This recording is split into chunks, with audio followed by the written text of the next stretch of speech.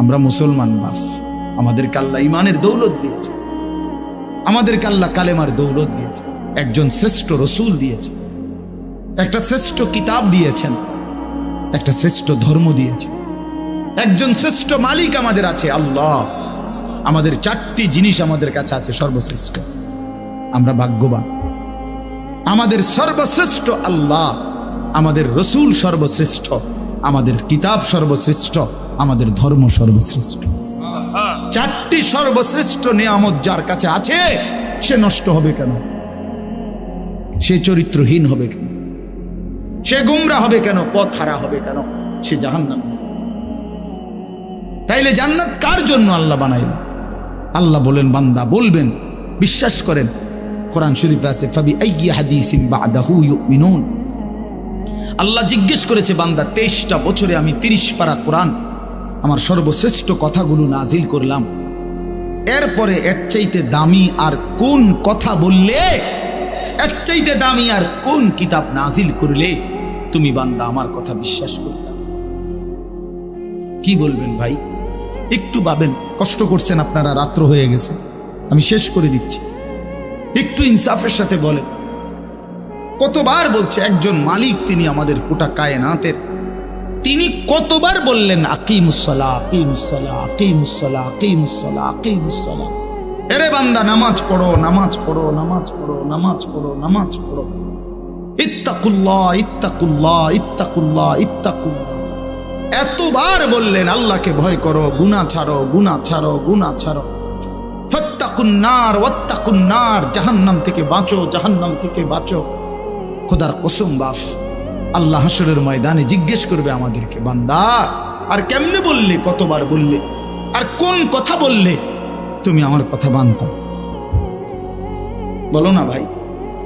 নওজোয়ান ছেলে, তোমরা বলো ভাই, যারা এক ওয়াক্ত নামাজ পড়ো না, কেন পড়ো না?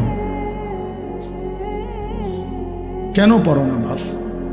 বলো না ভাই। আল্লাহ আর কতবার বললে তুমি শুনতা? উফ, আল্লাহ জিজ্ঞেস কর।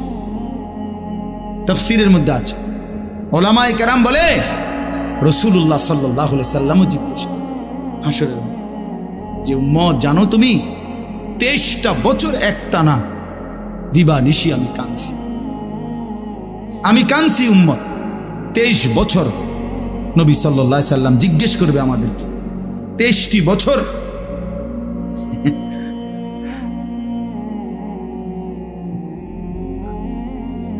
যিনি জিজ্ঞাসেন এই মাসালা, এটা তো আপনি সমাধান লিখছেন এখানে, কথা বুঝছেন না? এইটা যেটা আপনি যেটা বুঝছেন এইটাই উত্তর,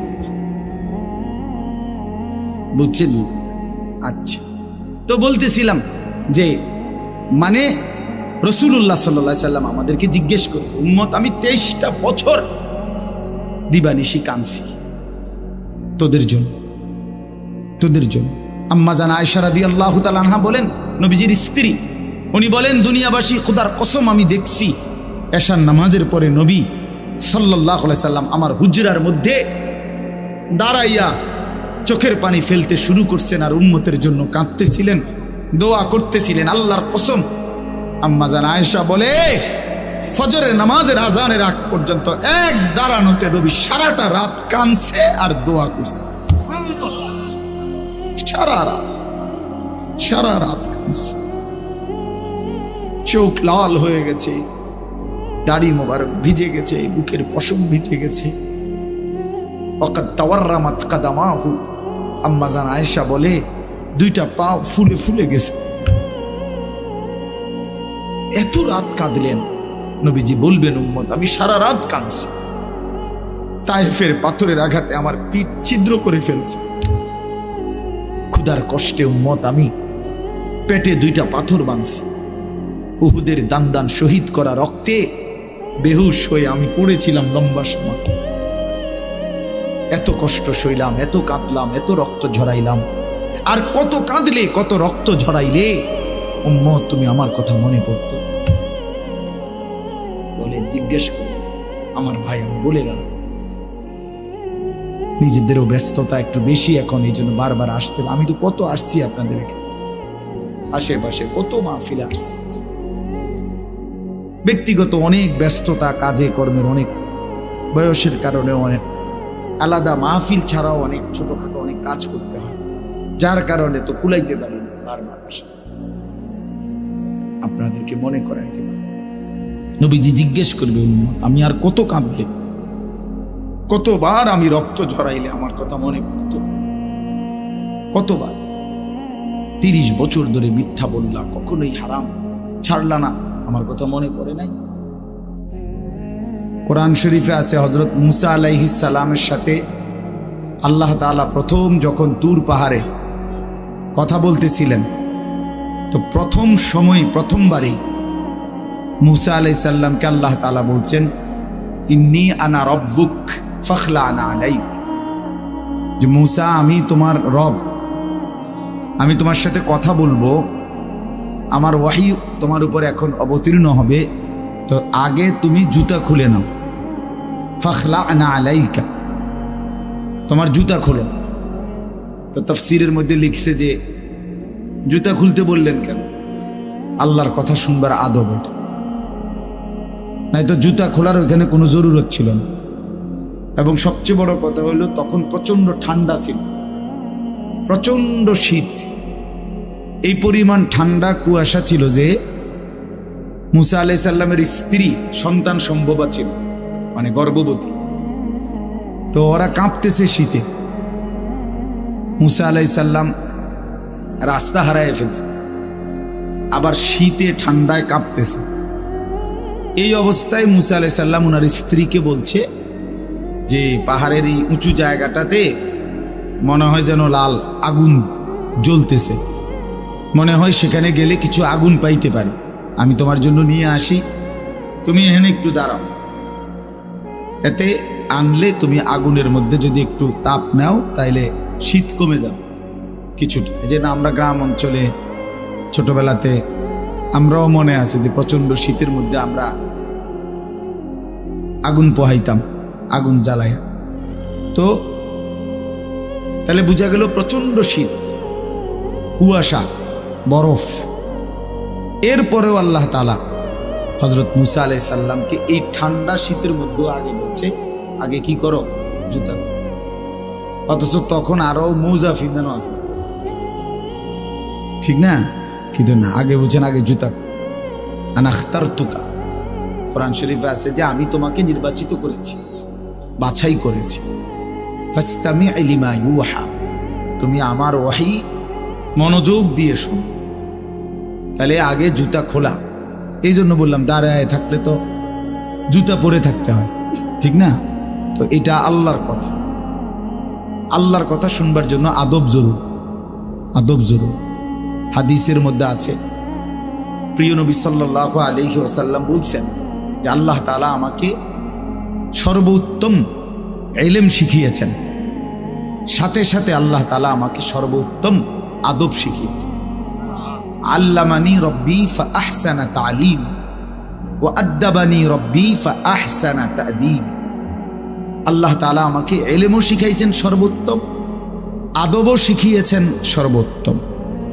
যেন রাসূলুল্লাহ সাল্লাল্লাহু আলাইহি সাল্লামের একটা নড়াচড়া, একটা হাসি, একটা কান্না, একটা হাঁটা, একটা চলা, কোনো কিছু আজ পর্যন্ত 1450 বছরে আপনজন দুশ্মন, ইসলামের পক্ষে হোক বিপক্ষে হোক, কেউ যে এটা একটু দেখতে বেমানা, এটা একটু দেখতে সুন্দর না, এমন কোনো একটি বিন্দু নবীজির একটা নিঃশ্বাসও এমন প্রমাণ করতে পারেনি। বরং রাসূলুল্লাহ সাল্লাল্লাহু আলাইহি সাল্লামের প্রতিটা নড়াচড়া সবটাই সবচেয়ে সুন্দর। সুবহানাল্লাহ। তিনি হাসলেও সুন্দর, কাঁদলেও সুন্দর, তিনি হাঁটলেও সুন্দর, বসলেও সুন্দর, তিনি কথা বললেও সুন্দর, চুপ থাকলেও সুন্দর। কথা বললেও সাহাবীরা তাকায় থাকতেন, নবীজি চুপ থাকলেও সাহাবীরা তাকায় থাকতেন।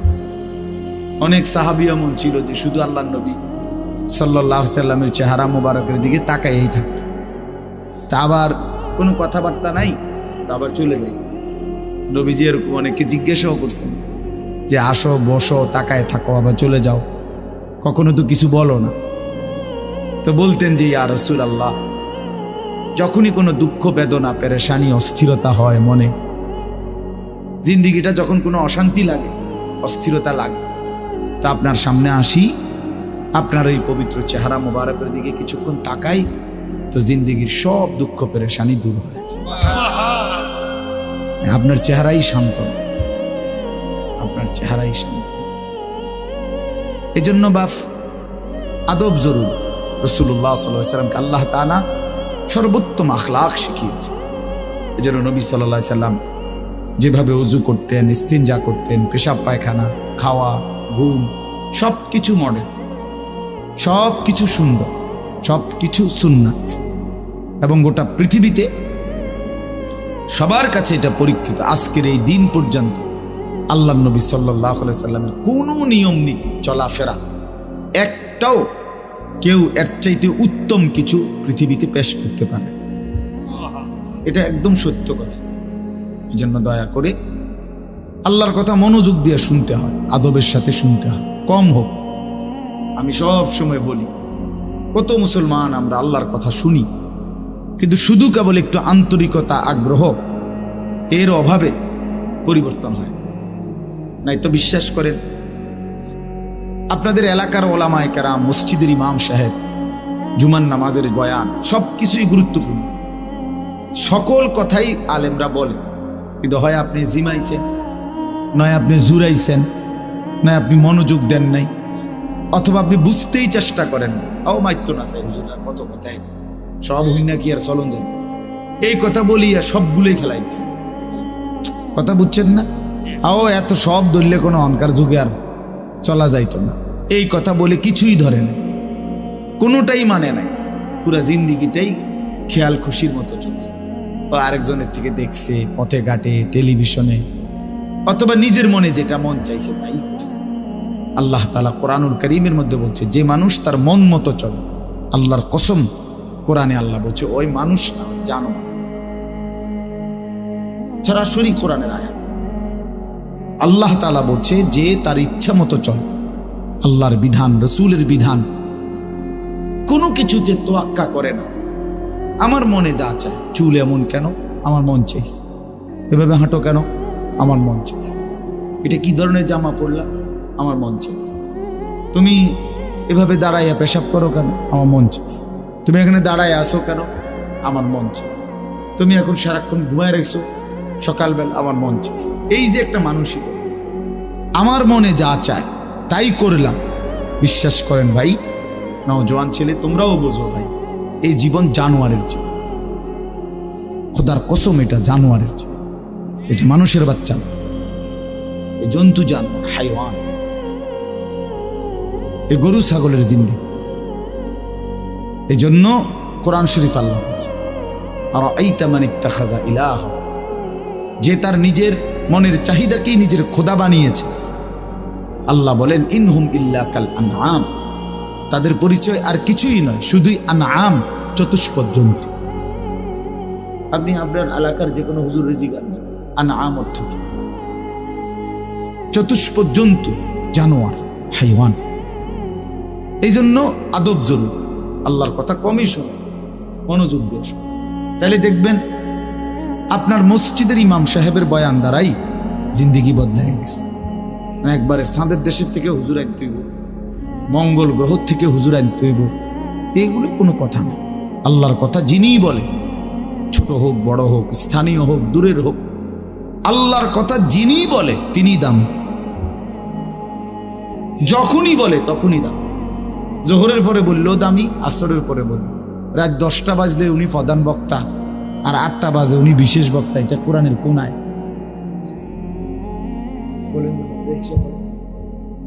কথা বুঝছেন না? মাগরিবের পরে বয়ান করলে উনি সামান্য বক্তা, আর রাত যত সাফে গভীর হয় তত তিনি বড় বক্তা। এটার কোনো যুক্তিসঙ্গত কোনো ইয়া আছে, কারণ আছে? তো এটা কি? এটা কোনো বিষয়? প্রধান বক্তা, বিশেষ বক্তা, অল্প বক্তা, সাংঘাতিক বক্তা, ভয়ঙ্কর বক্তা, এগুলো সব ধোঁকা। এগুলো কি? আমি আজকে, যেমন আজকে জোহরের পরে বয়ান করছি চাঁদপুর, আসরের 8 টাইম পর্যন্ত, মা এশার নামাজের পরে বয়ান করছি নাঙ্গলকোট, লাকসামের ওরও আর ওইদিকে। আমার একটা বিশেষ কারণে আমি ওখানে যাইতে হয়েছি। এই কারণে আমার এখানে দেরি হয়েছে। আমার এইটা আগের নেওয়া মাহফিল, আব্দুল বাতেন ভাই বহু আগে দাওয়াত দিয়েছে, কিন্তু ওইখানে আমি এতটা বড় মাপের বুজুর্গ আলেম আমারে আবদার করছে হাতে ধরে না যাই আবার। খুব কষ্ট করে আমি গেছি, মানে বহুত কষ্টে উড়াই আসছি। আপনি সারাটা দিন পথে পথে, সারাদিনে আমি আজকে এখনো বৈশা ভাত খাইনি। এমনি বললাম, মানে নাস্তা টাস্তা করছি গাড়িতে বসে বসে, সব গাড়িতে বসে বসে। তো এই যে বললাম বিষয়টা অর্থ হইল, তাহলে এখন আমি আসরের আগে যে বয়ান করলাম তখন আমি কি বল, বুঝেন নি? এসার পর যে বয়ান করলাম তোর হিসেবে আমি কি বল, কখন আমি কি বল, এটি বুঝি কথা। এই সময় আমি অল্প গুদ্দুর বক্তা, অনসাংঘাতিক বক্তা, এইটা কোনো কথা না। আল্লাহর কথা যখনই বলা, আল্লাহর কথা বলতে থাকে। ফজরের পরে, জোহরের পরে, কখনো 10 মিনিট, কখনো 1 ঘন্টা, যতক্ষণ বলা যায় বললেই লাভ, খুললেই লাভ, জবান খুললেই লাভ, আল্লাহকে ডাকলেই লাভ, আল্লাহকে ডাকলেই লাভ। সুবহানাল্লাহ একবার বললেও নাকি, 1000 বার বললেও নাকি, একবার বললে একবারের নাকি, 1000 বার বললে 1000-এর নাকি। কথা বুঝছেন না? এই জন্য বাপ আমার, ভাই আমার, বন্ধু আমার, এটা বোঝা উচিত।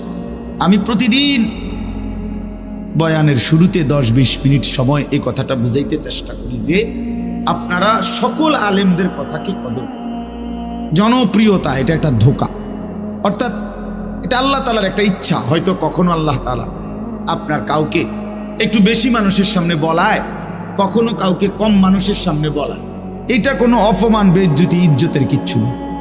1 লাখ মানুষ মনে করেন আজকে আমার বয়ানে এখন বসলো, 1 লক্ষ মানুষ আমারে স্লোগান দিয়া কোম্পানিগঞ্জ স্টেশনে দিয়ে আসলো, সম্মান দেখাইলো সবাই।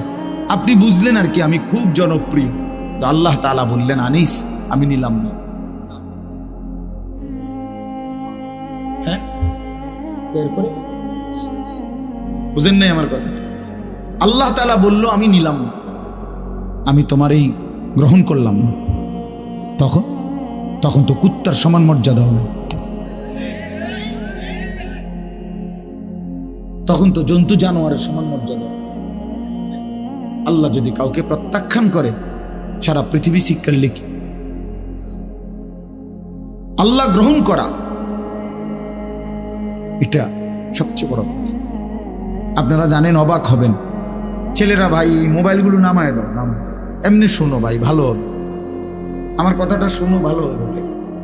হাতে ধরা যেই মোবাইলগুলো সব নামায় ফেলো, এমনি শোনো, এমনি। যখন আমরা সামনে নাই তখন মোবাইল থেকে শুনি। এখন তো আলহামদুলিল্লাহ আমরা উপস্থিত আছি এখানে, ঠিক না? মেহেরবানি করে আন্তরিকতা নিয়ে চেহারার দিকে তাকাইয়া শুনলে পাবো। এই সারাক্ষণ মোবাইল নিয়ে ব্যস্ত থাকলে এটা এক ধরনের রোগ আসবে, বাস্তব। আপনি ডাক্তারকে জিজ্ঞাসা করেন, মোবাইলের এই আসক্তি, নেশা, সারাক্ষণ এটা ছাড়া চলতে না পারা, এটা এক ধরনের রোগ, মানসিক। সত্যি কথা বলি, এটা একটা মানসিক। আমি নিজে, আমার একজন আত্মীয়, নামাও না ভাই, নামাও, আমার একজন আত্মীয়, তার এই ব্রেনে সমস্যা হয়েছে। আমি তারে কুমিল্লা একটা বড় মানসিক হাসপাতাল, ওখানে ভর্তি করেছিলাম। আমি নিজে দেখতে গেছি যখন তারে, তখন ওখানে একজন ভদ্রলোক, উচ্চ শিক্ষিত, সরকারি উচ্চ পদস্থ কর্মকর্তা, তো উনি ওখানে বসা। আমারে দেখে জড়ায় ধরছে, কাঁদছে। তো ওনার স্ত্রী বিবির জন্য দোয়া চাইছে যে হুজুর আমার ওয়াইফ এই হসপিটালে ভর্তি, সেও আপনার মাস্টার্স করা মেয়ে, মহিলায়, মানে বেটার বউ। তাই বললাম, স্যার আপনার স্ত্রী এখানে ভর্তি, বুঝলাম না বিষয় কেন? দিন রাত অত্যধিক মোবাইল চালানোর কারণে এখন তার ব্রেনের সমস্যা, এখন এই জন্য হসপিটালে, মানসিক হাসপাতালে ভর্তি করাইতেছে। একের আল্লাহর কসমে, কোরআন সামনে।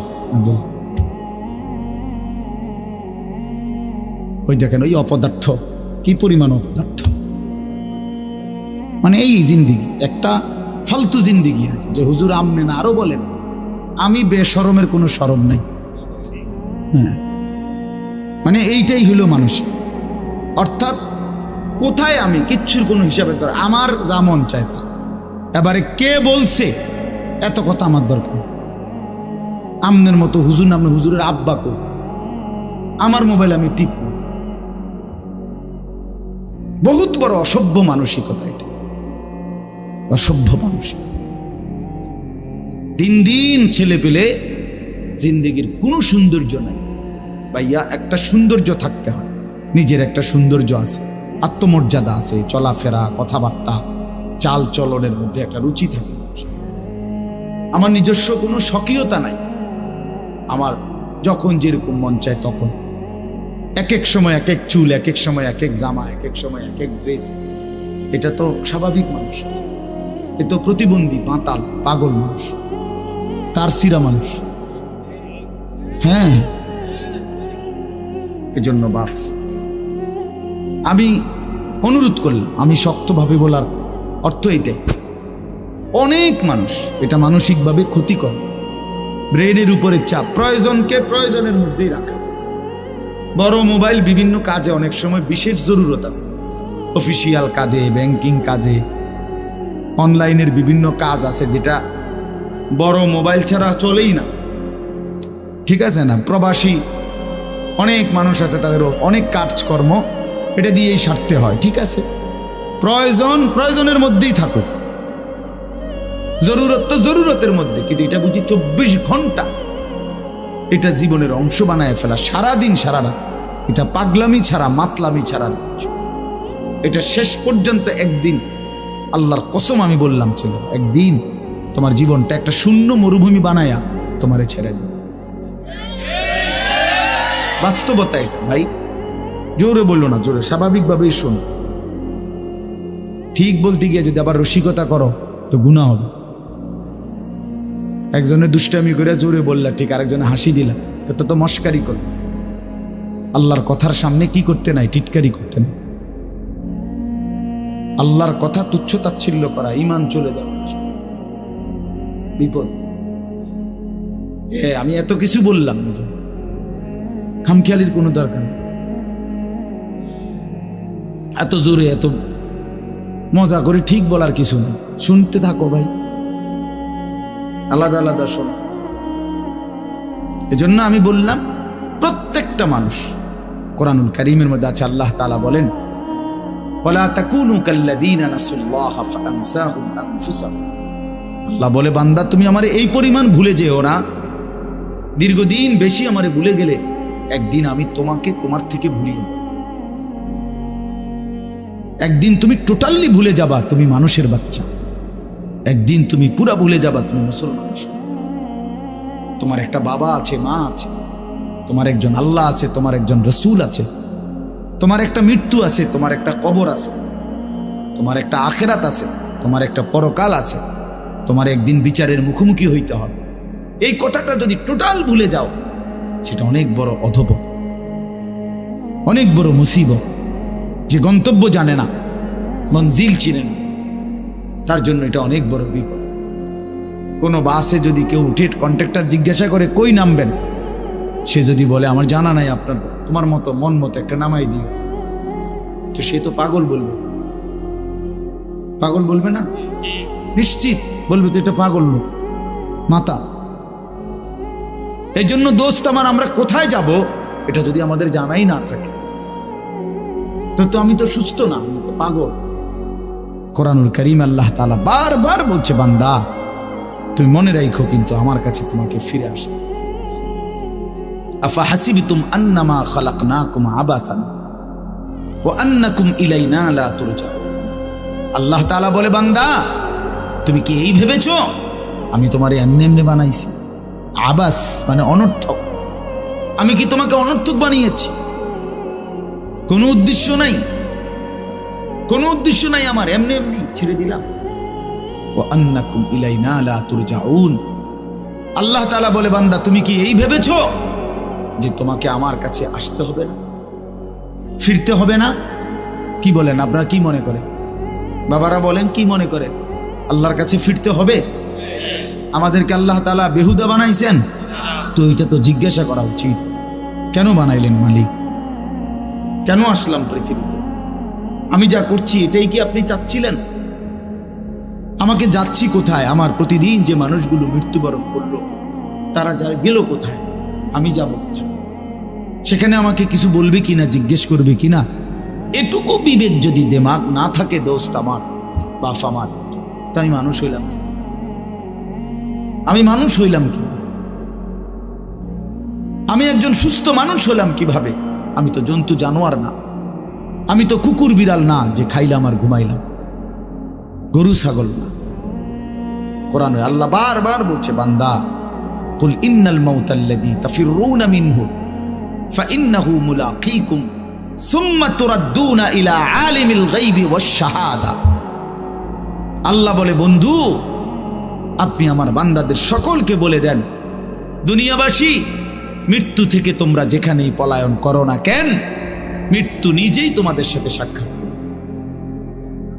সুম্মা তুরাদ্দুনা ইলা আলিমিল গায়বি ওয়াশ শাহাদা, অতঃপর তোমাদের সকলকে প্রকাশ্য এবং গোপন সব জানেন যেই সত্তা মহান আল্লাহ, তার কাছেই ফেরত আনো। তিনি কে? আল্লাহ। ফায়ুনাব্বিউকুম বিমা কুনতুম তা'মালুন, অতঃপর আল্লাহই তোমাদেরকে শোনাবেন, জানাবেন তোমরা তোমাদের পুরা জিন্দেগিতে কি কি করেছিলে। এইভাবে বহু আয়াত ইলাল্লাহি মারজিউকুম জামিআন। আল্লাহ বলে তোমাদের সকলকে আমি আল্লাহর কাছে ফিরতে হবে। ইলাইহি তুরজাউন, ইলাইহিল মাসির, ইলাইয়াল মাসির, এভাবে বারবার বান্দা ফিরতে হবে, আসতে হবে, আমার কাছে আসতেই হবে।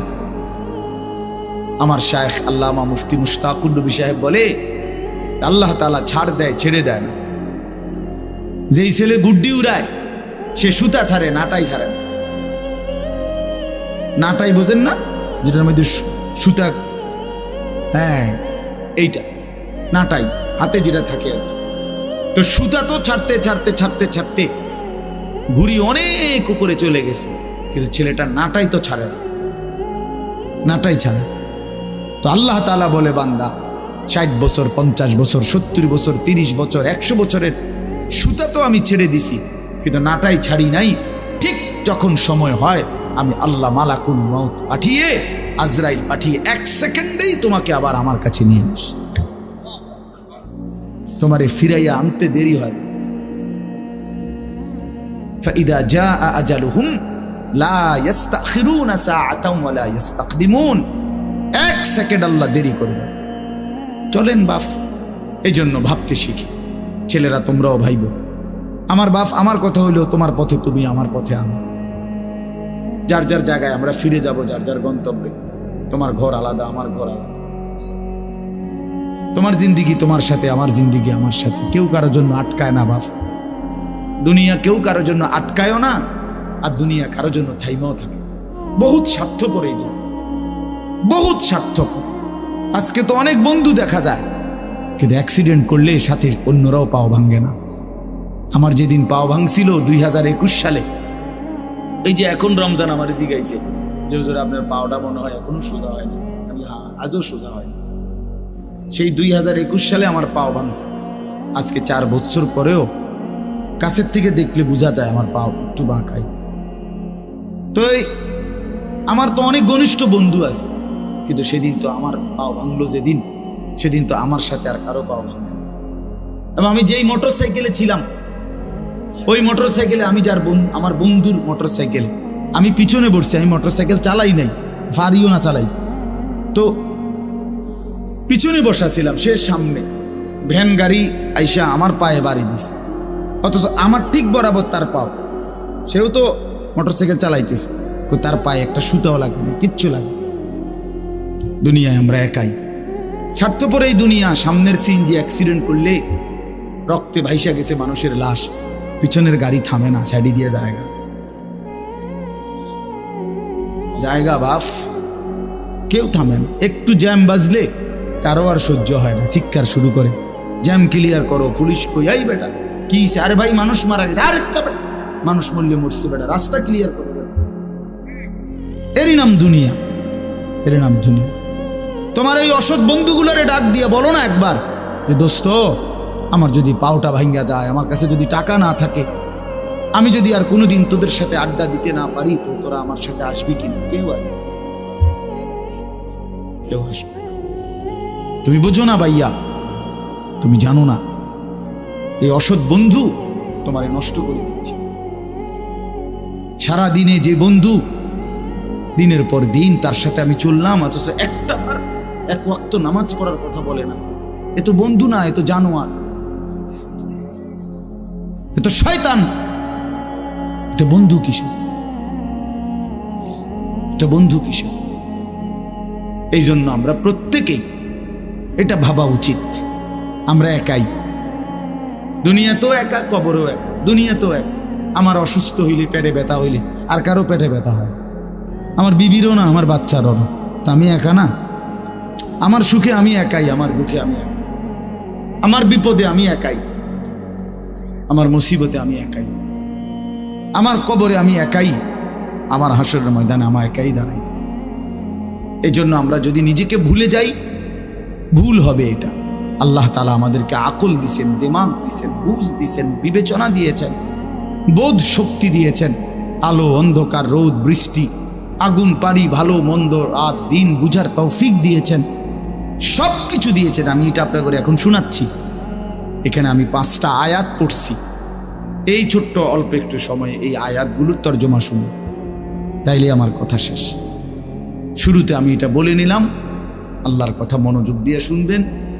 আপনাদের এলাকার ওলামায়ে কেরামের বয়ানও, এই জুমার বয়ানও আন্তরিকতা নিয়ে শুনবেন, বলেন ইনশাআল্লাহ।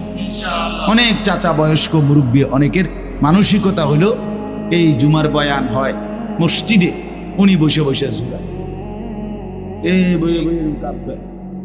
কাব্যান না বেড়ই, এই কাব্যান নেই খায় আর কামে লাগে। এই জীবনটা শেষ জীবন পর্যন্ত, বুড়া বয়সেও ওই সাদওয়ান আর ওই বন বিড়ি ছাড়া আর কোনো কামে লাগে না। ডিউটি এটা বইয়া বইয়া বন খায়, বিড়ি খায়, আর এই গপ মারে, সেগুলি কয় সিনেমা, নাটক, সিনেমা, নর্তকী, নাচ গান, টেলিভিশন, বসে বসে চা দোকানে এগুলো। কারণ আমল করবে কিন্তু জানেই না কিছু, জানেই তো না কিছু, শিখেই তো নাই কিছু, শিখেই তো না কিছু। আমলের মধ্যে কোনো ভুল আছে কিনা এটাও তো সংশোধন করে না। 100 দানার তসবি পড়ে ফেলছে 1 মিনিটে। এটা কি তসবি পড়লো? একজন আলেম জিজ্ঞাসা করেন, পৃথিবীর কোন আউলিয়া বুজুর্গকে জিজ্ঞাসা করেন যে এটা তসবি কিনা। এটা মোটেই তসবি না, কোনোদিনও না। ইসলামে রাসূলুল্লাহ সাল্লাল্লাহু আলাইহি ওয়াসাল্লাম জীবনে কোনোদিন বলে নাই যে উম্মত তসবি যত তাড়াতাড়ি শেষ করতে পারবা তত নেকি, নামাজ যত তাড়াতাড়ি শেষ করতে পারবা তত নেকি, তারাবি যত তাড়াতাড়ি শেষ করতে পারবা তত নেকি। আল্লাহর কোরআন, রাসূলের হাদিস, কোন আউলিয়া, কোন পীর মাশায়েখ, কোন উলামা, কোন পীর বুজুর্গ, কোন ফকিহ, মুফতি, মুহাদ্দিস, ইমাম, আলেম কেউ কোনোদিন বলে নাই। আর আপনি এটা কি নামাজ পড়েন? 4 রাকাত সুন্নত পড়তে আপনি 1.5 মিনিটে ওডেয়ার নামে মস্কারি করে, আর কি আল্লাহর সাথে মস্কারি করে। একটা ফরনারি সূরা, কেরাত, দোয়া, কালাম, আত্তাহিয়াতু, তাশাহুদ, দোয়ায়ে কুনুত সব ভুল। আপনি নামাজ পড়েন, হ্যাঁ, হাসরের ময়দানে গিয়ে দেখবেন সব ডি মিলাইয়া 100 গ্রাম ওজন আইয়ে না, টের পাইবেন তো তখন। কথা বুঝেন নাই? আমরা হুজুররা আজীবন শুদ্ধ কোরআন পড়তে হবে, আর আমনে ভুল কোরআন পড়ে বেহেশতে চলে যাবেন। বেহেশত এরকম বেইনসাফির জায়গা, বেহেশত ইনসাফের জায়গা।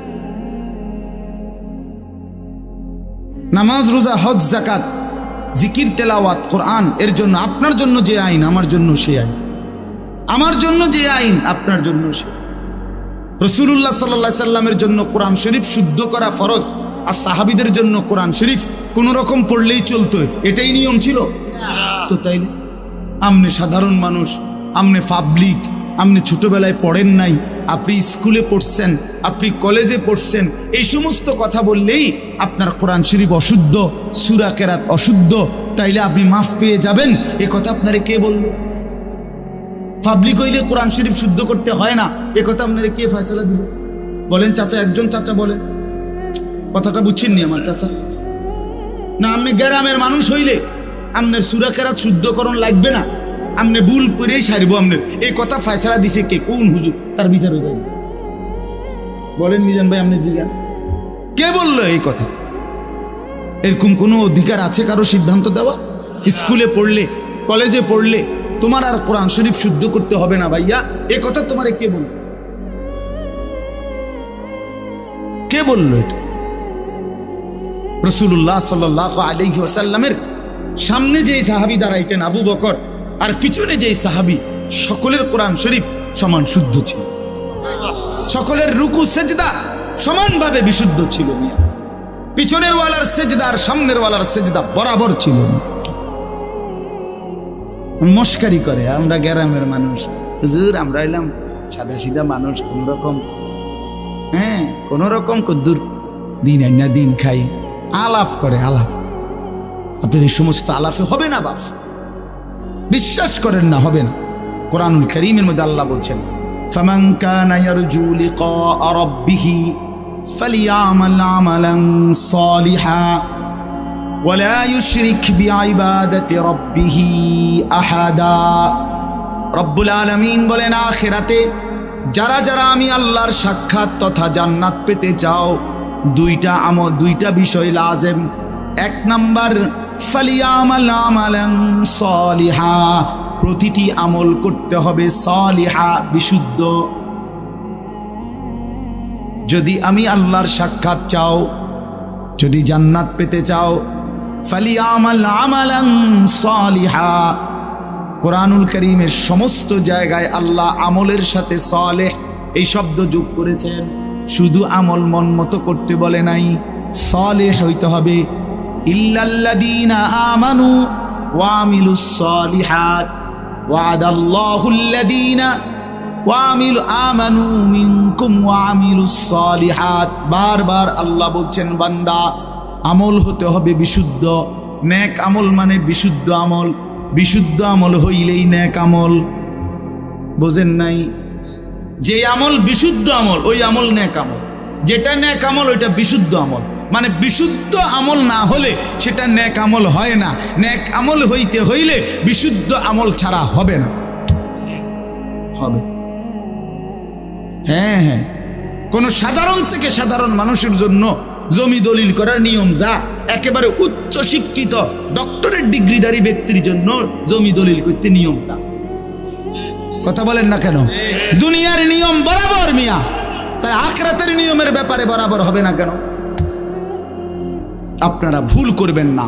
আমি অনুরোধ করলাম, রাত গভীরে বললাম আপনাদেরকে, বয়স্ক চাচারা বাবারা, হায়াতের যেটুকু বাকি আছে এটুকু সময় কাজে লাগান, এটুকু সময় কাজে লাগান। 60 বছর আল্লাহর দেওয়া নিয়ামত। সকলকে আল্লাহ তাআলা 60 বছর পর্যন্ত হায়াত দেয় না বাবা।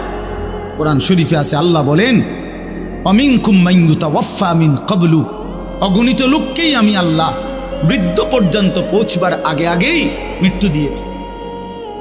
হযরত ইবনুল জাওজি একজন বিশ্ববিখ্যাত মুহাদ্দিস আলেম ছিলেন।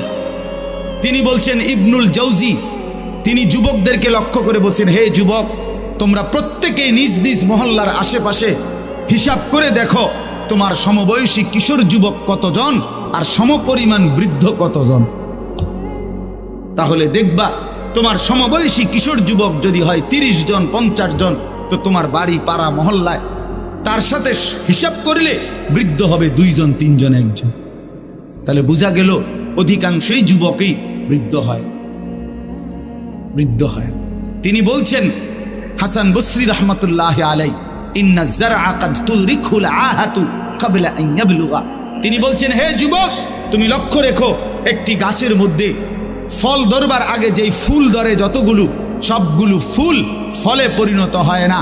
যতগুলো ফল বের হইছে সবগুলো পাকা পর্যন্ত যায় না, তার আগেই ঝরে পড়ে অগণিত। একটি আম গাছে যতগুলো মুকুল ফুল ধরে, ফুল বের হয়, সবগুলো বড় বড় আম হয়? বলেন না বাপ? ঝরে যায় অগণিত ফুল। এরপরে যেগুলো আম হয় ছোট ছোট, তো সবগুলো ছোট্ট আম বড় হইয়া পাকা পর্যন্ত পূর্ণ হয় না, ঝরেই যায় বেশি। থাকে কয়টা? অল্প। এজন্য মানুষের হায়াতে বৃদ্ধে পৌঁছবার আগেই ঝরে যায় বেশি, কবরে চলে যায় বেশি।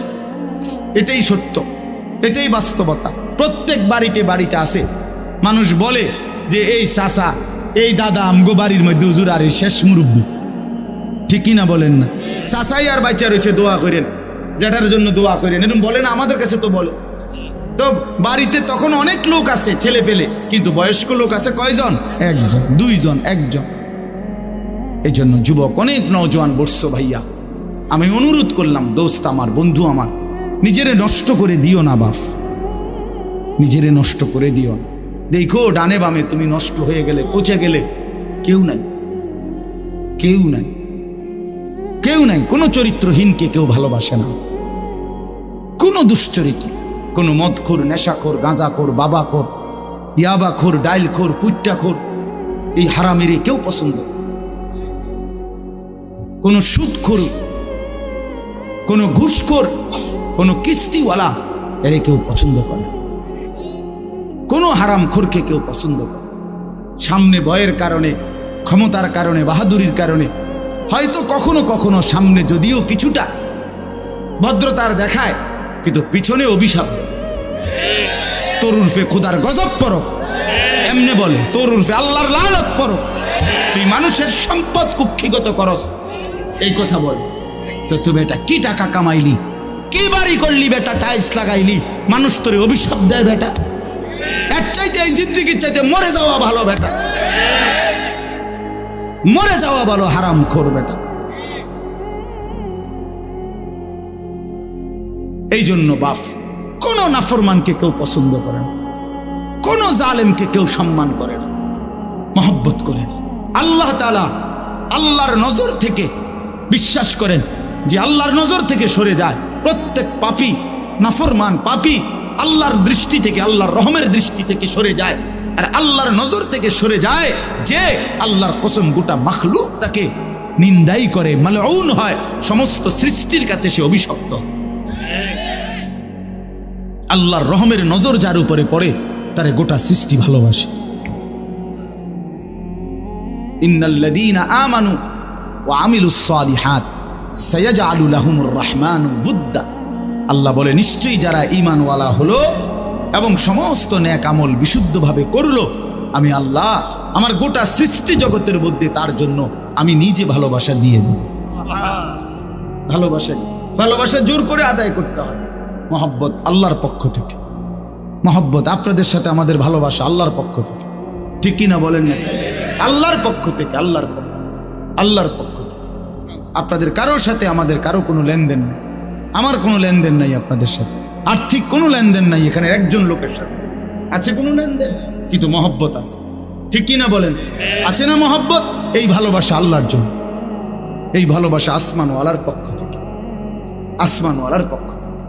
আল্লাহ আমাদেরকে উত্তমভাবে বুঝবার তৌফিক দান করুন। চলেন এই আয়াতগুলোর তর্জমা শুনুন, তাইলেই কথা শেষ। এই সূরাটার নাম হলো সূরা দাহার। দাহার কোরআনুল কারীমের 29 নম্বর পারা, 76 নম্বর সূরা কোরআনুল কারীমের। এই সূরার মধ্যে মোট 30টা আয়াত, আমি মাত্র 5টা আয়াত পড়ছি। অল্প একটু সময়ে 5টা আয়াতের সংক্ষিপ্ত তর্জমা শুনি ইনশাআল্লাহ, তাইলে আমাদের কথা শেষ হবে। আগে একটা কথা শুধু আমরা বুঝি, একসাথে আমি মুখে বলে নেই, তাহলে তর্জমা করলে সহজ হয়ে যাবে ইনশাআল্লাহ। সূরাটার নাম হলো সূরা দাহার। দাহার মানে হলো যুগ। আমরা যে বলি যুগ যুগ ধরে, এই যুগ, এই যুগ বলে আর কি, সময়ের একটা অংশকে কি বলে? যুগ বলে। এই যুগ দাহার। এই সূরাটার 30টা আয়াত। এই সূরাটার একটা বৈশিষ্ট্য হলো, কোরআনুল কারীমের এই সূরাটার মধ্যে, পুরা কোরআনের মধ্যেই আল্লাহ তাআলা জান্নাতের অনেক বর্ণনা দিয়েছেন। একটু আগে আমি আইসা শুনতেছিলাম মৌলানা আব্দুল হক ভাই শেষ যে অংশ কথা বলতেছেন, জান্নাতের কথাই বলতেছিলেন, জান্নাতের তেলাওয়াতের কথা বলতেছিলেন, ঠিক না? হ্যাঁ, হযরত দাউদ আলাইহিস সালামের কণ্ঠে তেলাওয়াত। আচ্ছা, কি মজাটা হবে, কি মজাটা! আল্লাহু আকবার, আল্লাহ। 70,000 বছর এক টানা হযরত দাউদ আলাইহিস সালাম তেলাওয়াত, 70,000 বছর। এই 70,000 বছর জান্নাতীরা সব ভুইলা শুধু উনার তেলাওয়াত শুনে। আল্লাহু আকবার। এরপরে থামবে, তো এরপরে আল্লাহ তাআলা আমাদের প্রিয় নবী, ছেলেরা তোমরা এই যে তোমরা যে ফাজলামি করতেছো এখানে বৈশা, এই বেটা আহাম্মক কোথাকার, নামো এখান থেকে বেটা, অপদার্থ বেটা, এতটুকু আক্কল নাই বেটা, নামো এখান থেকে, নামো। তোমার বাপ দাদার সমান মানুষ এখানে বসা আছে বেটা, আহাম্মক বেটা। আখলাক শিখবে কখন ছেলেরা বলেন মিয়া? মুসলমানের বাচ্চা ন্যূনতম আখলাকও যদি না শিখে জীবনে আমাদের হলোটা কি? তাইলে কতগুলো খাট পালং আর সোফা আর কতগুলো ফার্নিচার আর কাচের প্লেট নুনের বাড়ির হিসাব দিয়া কবরে চলে যাচ্ছে। জীবন মানে কতকটা ঘর করছে, জিন্দিগি মানে একটা বিল্ডিং করে দিছে, জিন্দিগি মানে এক সেট খাট বানাইয়া সোফা বানাইয়া দিছে। খালাস 60 বছর জীবনের ব্যয় করছে এই একটা কামে, এতটুকুই জীবন মিয়া। সন্তান যদি আখলাক না শিখে, স্ত্রী যদি পর্দানশীল না হয়, ছেলেটা যদি নামাজি না হয়, মেয়েটা যদি পর্দানশীল না হয়, খাট পালং আর এই সোফা ফার্নিচার দিয়ে হবে কি? কি হবে মিয়া? 10 বছরের ব্যবধানে, 20 বছরের ব্যবধানে একটা ফার্নিচারও আমনে মইরা 20 বছর পরে কবর থেকে উঠা আমনের ঘরে আইসা ঢুইকা দেখেন আমনের আমলের বানানো কিচ্ছু কিচ্ছু নাই। আমার দাদা 10 গ্রামের মধ্যে জমিওয়ালা ছিলেন। আমার দাদার ফসলের জমি ছিল অনেক, হালের বলদ গরু ছিল অনেক, আমার দাদা সম্পদশালী ছিল, আমার দাদার বিরাট বাড়ি ছিল। দাদা মৃত্যুর 12 বছর গোনা, 12 বছর পরে আমি আমার জ্যাঠা, আপন বড় জ্যাঠারে বলছিলাম একদিন, জ্যাঠা আমার দাদার রেখে যাওয়া স্মৃতি হিসাবে বাড়িতে আমার দেখাইবার মতো কিছু আছে কিনা, একটা নুনের বাটি বা কাচের প্লেট বা কিছু একটা আমার কদ্দুর দেখান। আমার জ্যাঠা কাঁইদা দিছিল, কাঁইদা বলছিল ভাতিজা তোরে দেখাইবার মতো কোনো কিছুই আমার বাবার স্মৃতি আমার কাছে নেই। মাত্র 12 বছর, এর নাম দুনিয়া। আমি ধোকার এই দুনিয়ায় কিচ্ছু রাখে না, কিচ্ছু রাখে না। শুধু শুধু মুসলমান আমরা, ছেলের নজর নাই, মেয়ের নজর নাই, কি করে না করে পোলা ফাইন হেবড়া পয়সা কামায়, হেবড়া শুধু ঘরে বানায়, হেবড়া শুধু ফার্নিচারে কেনে, আর পোলাও মানুষ, মেয়েও মানুষ। 365 দিনে খোদার একটা বছরে কোনোদিন ফজরের নামাজ পড়ে না, এত বড় জানোয়ার মুসলমানের ঘরে ঘুমায় কেমনে বেটা? তার যদি বাপ থাকে, তার যদি মা বাইচা থাকে, যদি মা বাইচা থাকে, যদি বাপ বাইচা থাকে, এই সন্তান এত বড় জানোয়ার হইল কেমন? তুই কোন মার ঘরে জন্ম নিলি না ফরমান?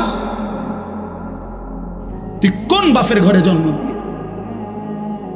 কোনদিন ফজরের নামাজ পড়স না হাইওয়ান, তুই পৃথিবীতে আসলি কেন? কে তোরে বানাইল বেটা? তো কুকুর বিড়ালের জিন্দিগি, এটা তো জন্তু জানোয়ারের জিন্দিগি। জীবনের হিসাবে তো মিলাইতে জানেন না। ভাতের থালা কতুড়ি ভাত খাইতে এলিস ভালো, খাইয়া পইরা ভালো আছে, খাইয়া পইরা মানুষ ভালো থাকে না। ভালো থাকা হয় ইমানে আমলে, নামাজে রোজায় ইবাদতে আমলে ভালো থাকে। খাইয়া পইরা ভালো থাকার কিছু নাই। খাইয়া পইরা আমরা চাইতে জন্তু জানোয়ার আরো বেশি খায়। একটি হাতি একদিনে 250 কেজি খাবার খায়, গবেষকদের 250 কেজি, 90 লিটার পানি পান করে। এটা বইতে আছে, গবেষকদের কথা। 90 লিটার পানি পান করে একটা হাতি একদিন। তো পৃথিবীতে কতগুলো হাতি? সারা বাংলাদেশে কতগুলো হাতি? সারা পৃথিবীতে কতগুলো হাতি? তার আল্লাহর দুনিয়া, আল্লাহর দেওয়া রিজিক ওরা কি পরিমাণ ভক্ষণ করছে, আমরা সেই তুলনায় কিছু খাই না। কি খাই আমরা? কি খাই আমরা? এই জন্য দয়া করে রাগ হয়ে না, বুঝাইতে চাই না। ছেলেদের দিকে নজর, মেয়েদের দিকে নজর দেয়। সংসারে মানুষ হলো আসল। মানুষ নষ্ট হইয়া গেলে ফার্নিচার দামি হইলে লাভ। ছেলে মেয়ে চরিত্রহীন হইলে খাটটা তো মজবুত, কিন্তু ছেলেটা তো ওই খাটে শুইয়া সারা রাত উলঙ্গ ছবি দেখে। ঘরটা তো বিল্ডিং এর বুঝলাম, টাইলসও বুঝলাম, তো মেয়েটা তো সারা রাত আরেকটা ছেলের সাথে অবৈধ প্রেমের আলাপ করে। তাহলে আপনার জীবনের অর্থ কি বাবা? এই জীবনে বেঁচে থাকার লাভ কি? আল্লাহ আমাদেরকে মাফ করে দেন। এজন্য আমি বলতেছিলাম এই সূরাটার নাম হলো সূরায়ে দাহার। অর্থ হলো ওই যে বললাম যুগ। এই সূরার মধ্যে একটা বৈশিষ্ট্য হলো আল্লাহ তাআলা এই সূরার মধ্যে জান্নাতের বর্ণনা, পুরা কোরআনের মধ্যেই জান্নাতের বর্ণনা আছে, তবে এই সূরার মধ্যে সবচেয়ে চমৎকার, মানে লম্বা এবং খুব হৃদয়গ্রাহী আকর্ষণীয় ভঙ্গিমায় আল্লাহ তাআলা জান্নাতের বর্ণনা দিয়েছে এই সূরার মধ্যে। মানে জান্নাতের মেহমানদারিটা কেমন হবে আল্লাহ, এটার একটা অসাধারণ বর্ণনা দিয়েছে। আপনি শুনলে পুরাটা সূরা এক্ষণ যাইতে মন চাইবে, এক্ষণ যদি আপনার লগে গাড়ি যায়, যদি ফতে জান্নাত পাই নাই মেলাম, এতটা শুন। সুবহানাল্লাহ, সুবহান। তো জান্নাতের বর্ণনা আল্লাহ তাআলা এই সূরার মধ্যে অত্যন্ত আকর্ষণীয় ভঙ্গিমায় পেশ করেছেন। তো রাসূলুল্লাহ সাল্লাল্লাহু আলাইহি ওয়াসাল্লামের উপরে যেদিন এই সূরাটা নাজিল হয়, মানে যেদিন এই সূরা নাজিল হচ্ছিল, তখন নবীজির সামনে কয়েকজন সাহাবী বসা ছিলেন। এর মধ্যে একজন সাহাবী ছিলেন সামনে বসা, উনি একদম কালো চেহারা, হাবশি, কালো মানুষ, রাসূলুল্লাহ সাল্লাল্লাহু আলাইহি ওয়াসাল্লামের সাহাবী। তো এই টাইমে সাহাবীদের সামনে, নবীজির সামনে বসা, কথাবার্তা বলতেছেন। ঠিক এই টাইমে হযরত জিবরাইল আলাইহিস সালাম নবীজির কাছে আসলেন। তো নবীজি সাল্লাল্লাহু আলাইহি সাল্লামের কাছে জিবরাইল যখন আসতেন কোরআন নিয়া, মানে ওহী নিয়া, তখন আল্লাহ নবী সাল্লাল্লাহু আলাইহি ওয়াসাল্লামের চেহারা মোবারক বদলে যেত, চেহারার রঙই পাল্টায় যেত। তো সাহাবায়ে কেরাম চেহারার দিকে তাকাইলেই বুঝতেন জিবরাইল আসছে। কে আসছে? এমনিতে আমাদের প্রিয় নবী সাল্লাল্লাহু আলাইহি সাল্লাম তিনি গোটা কায়নাতের সবচেয়ে সুন্দর, সবচেয়ে সুন্দর। মুহাদ্দিসিনে কেরাম বলে, কিতাবের মধ্যে আছে, আল্লাহ তাআলা অর্ধেক সৌন্দর্য, এই সৃষ্টি জগতের অর্ধেক সৌন্দর্য আল্লাহ তাআলা ইউসুফ আলাইহিস সালামকে দান করেছেন, আর বাকি অর্ধেক সারা সৃষ্টিকে দিয়েছেন। বুঝেন নাই? এই বাকি অর্ধেক সৌন্দর্য দিয়া গাছ এত সুন্দর, ফুল এত সুন্দর, ফল এত সুন্দর, মাছ এত সুন্দর, পাখি এত সুন্দর, হাজারো নারী এত সুন্দর, আসমান এত সুন্দর, জমিন এত সুন্দর, এগুলো হলো অর্ধেক। আর ইউসুফ আলাইহিস সালাম একাই অর্ধেক। কি সুন্দর আছে, বেড়িরে যে দৌড় দিছে না পাগল হইয়া, এইটাই তো বহুত কথা। তো ইউসুফ আলাইহিস সালাম অর্ধেক সৌন্দর্য আল্লাহ দিয়েছেন, আর বাকি সৃষ্টি জগৎকে আল্লাহ তাআলা অর্ধেক সৌন্দর্য দিয়েছেন। এটা নবীজি বলছেন সাল্লাল্লাহু আলাইহি ওয়াসাল্লাম। তো মুহাদ্দিসিনে কেরাম ব্যাখ্যা করছে যে নবীজি তো দুই ভাগ করে দিলেন, অর্ধেক বললেন ইউসুফকে দিছে আল্লাহ, অর্ধেক সৃষ্টি জগৎকে। তো তিনি নিজে, বুঝেন নাই, মানে উনি নিজের ব্যাপারে তো কিছু বললেন না, ওনার সৌন্দর্যটা। তো মুহাদ্দিসিনে কেরাম বলেন, এর দ্বারা এটাই প্রমাণ করিলেন বিনয়ের কারণে, তাওয়াজুর কারণে নিজেরটা তো বলেন নাই, বুঝাইতে চাইলেন উম্মত আল্লাহ তাআলা অর্ধেক ইউসুফকে দিয়েছেন, অর্ধেক গোটা সৃষ্টিকে দিয়েছেন, একা বন্ধু মুহাম্মদকে পুরাটাই দিয়েছেন, পুরাটাই। হুসনে ইউসুফ দমে ঈসা ইয়াদে বাইদাদারি আঁচে খুবা হামাদারান তু তনহাদার। আল্লামা ইকবাল বলে, হে নবী মুহাম্মদ সাল্লাল্লাহু আলাইহি সাল্লাম, ১৬ লক্ষ আম্বিয়ার যত গুণ, সৌন্দর্য, বৈশিষ্ট্য একটা একটা করে যদি তালাশ করি আপনার মাঝে, আপনি একাই সব। তু তনহাদারি, আপনি একাই, তানহা মানে একা, আপনি একাই সব। সব রং, সব ঢং, সব সৌন্দর্য, সব গুণ, সব সিফাত আপনার মধ্যে। আপনার কি পরিমাণ সুন্দর ছিলেন নবীজি, সুবহানাল্লাহ, কি পরিমাণ সুন্দর ছিলেন। হযরত আয়েশা রাদিয়াল্লাহু তাআলা আনহা একদিন বলছিলেন, দুনিয়াবাসী শুনছি ইউসুফ আলাইহিস সালামের সৌন্দর্য দেখে মহিলারা নাকি হাত কাইটা ফেলছে।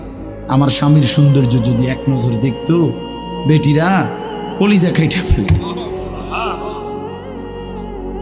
লাআসারনা বিতাকতিইস সুদুরি আলাল ইয়াদ, তাহলে ওই নারীরা হাতের বদলে নিজেদের কলিজা কাইটে ফেলত, জান দিয়ে ফেলত, জান।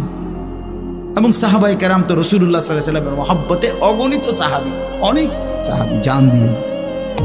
निकल जाए दम तेरे कदमों के नीचे, यही दिल की हसरत, यही दिल की आरज़ू है। हाँ, সাহাবায়ে কেরামের মানসিকতাই ছিল যে হে প্রিয় বন্ধু, হে প্রিয় নবী, আপনার কদমের নিচে জীবন দিয়ে দিলাম, এটাই দিলের তামান্না ছিল, এটাই দিলের আফসোস ছিল, আফসোস ছিল। তো আল্লাহ নবী সাল্লাল্লাহু আলাইহি সাল্লাম সাহাবীদের সামনে বসা, তো জিবরাইল আসলেন, কোরআন নাজিল করলেন। নবীজি সাল্লাল্লাহু আলাইহি সাল্লাম, জিবরাইল যখন চলে গেলেন, তো আল্লাহ নবী সাল্লাল্লাহু আলাইহি ওয়াসাল্লাম এবার এই উপস্থিত সাহাবীদের কাছে এই সময়ে জিবরাইল এই সূরাটাই নাজিল করছেন, ৭৬ নম্বর সূরা, ২৯ নম্বর পারা, সূরা দাহার। কি নাম? এই সূরাটা মাত্র ৩০টা আয়াত, ছোট সূরা। এই সূরা নাজিল করলেন, আল্লাহ নবী শুনাইলেন সাহাবীদেরকে। এই শুনাইছে যে এই জান্নাতের এমন বর্ণনা এই সূরার মধ্যে, বললাম না এতটা সুন্দর, এতটা হৃদয় কলজা শুদ্ধা লাইরা ফেলে।